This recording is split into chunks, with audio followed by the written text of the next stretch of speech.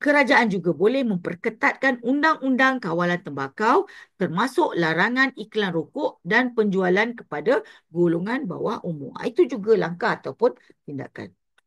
Di samping itu, menjadikan pusat berhenti merokok dan sokongan psikologi kepada perokok tegar adalah langkah yang berkesan untuk membantu mereka berubah. Kamu kena jawab sekurang-kurangnya dua. Mungkinlah kamu mungkin tak boleh jawab lah dalam keadaan yang macam-macam ni kan. Tapi saya sarankan untuk kamu jawab dua idea ataupun pandangan untuk soalan tiga dan juga soalan empat. Selalunya kalau peranan kerajaan ni, calon memang suka dia kempen. Kataan kempen ni adalah kegemaran kamu. Okey, mengadakan kempen kesedaran, memperketatkan undang-undang. Ini antara jawapan yang sepatutnya. Kalau apa-apalah, kalau minta peranan kerajaan, kalau tajuk lain pun lebih kurang je.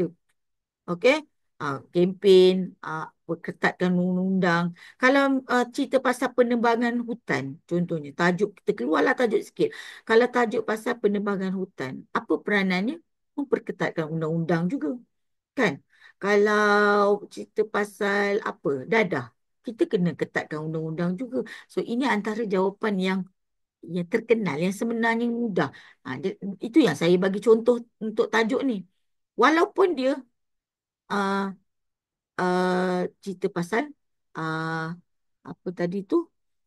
Ni. Oh, saya tadi tak tukar tajuk dekat atas ni. Okey? Eh, Okey? Uh, Tajuk kita tadi ialah e-rokok. Okey?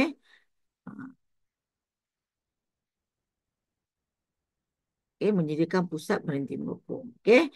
Jadi, pastikan kamu biasakan. Dia ada teknik-teknik apa tu menjawab yang sama je isi dia. Ketatkan undang-undang, kempen, memberi nasihat. Ini kalau untuk diri sendiri, maksudnya individu, dia punya langkah selalunya dia akan beri nasihat. Tapi kalau kerajaan dia tak boleh beri nasihat lah, sebab kerajaan ni satu badan yang besar. Okey, untuk soalan-soalan yang macam kertas dua dan sebagainya, ya selalunya ada memberi nasihat. Okey, itu kalau ada peluang lain, saya terangkan yang lain lah. Sebab sekarang ni kita tengah cerita pasal ujian lisan. Okey, kita terus.